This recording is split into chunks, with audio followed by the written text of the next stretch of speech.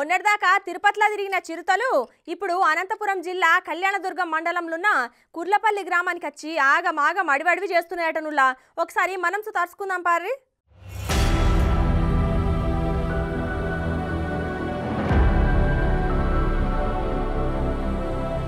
ఈ చిరుతపులులు ఏడబడితే ఆడ తిరిగి జనాలను హరిగోసలు పెడుతున్నాయి. అడవులు ఇడిచిపెట్టి జనాలు తిరిగే జాగలకు వస్తున్నాయి. అంతేలే, మరి అడవులే లేకుండా చేస్తే అవి మాత్రం ఏం చేస్తాయి చెప్పుర్రి. సర్లే గాని ఇప్పుడు ఏడుకొచ్చింది గది చెప్పు అని నా మీద గుస్సా కాకుర్రి. ఆగో ఈ అన్న ఏం చెప్తున్నాడో ఇనుర్రి.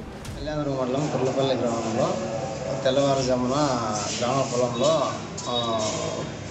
పిల్లర్లు మార్చుకోవడానికి కోసం తోటలోకి వెళ్ళంటే బయటకనే పోయి బయటకొని కూర్చోంటే బ్యాక్ సైడ్ నుంచి వచ్చి చిరుతపులు దాడి చేసింది. అయ్యో ఎంత పని అయింది. అగో గీ పోలీస్ సారేమో చెప్తాడంట, ఇందాం పార్రి. Section officer Kalyandurg in-charge Kambadur section కూడా ఈరోజు అర్లీ అవర్లో కుర్లపల్లి గ్రామంలో రామ్మూర్తి సారు రామ్మూర్తి అనే అతను బహిర్భూమికి తెల్లవారుజామున పొదల్లోకి పోయి ఉంటే చిరుతపులి అటాక్ చేసింది అని చెప్పేసి అని తెలిపితే మేము ఇమ్మీడియట్గా వచ్చి చూసినాము. కళ్యాణదుర్గం ప్రభుత్వ ఆసుపత్రిలో జాయిన్ చేసినారు. ఆయన ఆరోగ్యానికి అయితే బాగానే ఉంది. ఏమంటే వచ్చి పట్టుకుంటేనే ఇదిలించుకొని ఇది చేసుకున్నాడు కాబట్టి కాపాడుకోగలిగినాడు.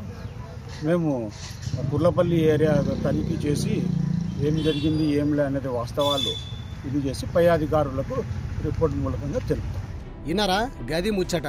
అనంతపురం జిల్లా కళ్యాణదుర్గం మండలం కుర్లపల్లి గ్రామానికి చెందిన రైతు రామ్మూర్తి మీద చిరుతపులి దాడి చేసిందటనుల్లా. గ్రామ శివార్లో ఉన్న ఆయన కౌల భూమిలో శంబాట్క పోతుంటే రామ్మూర్తి మీద పొదల్లో ఉన్న చిరుతపులి ఒక్కసారిగా వచ్చి దాడి చేసిందట. వాయమ్మో వాయ్యో అని ఎట్లనో అట్లా ఆ పులికాడికెళ్లి తప్పించుకొని కళ్యాణదుర్గం ప్రభుత్వ దవాఖానకు పోయి చికిత్స చేయించుకున్నాడు.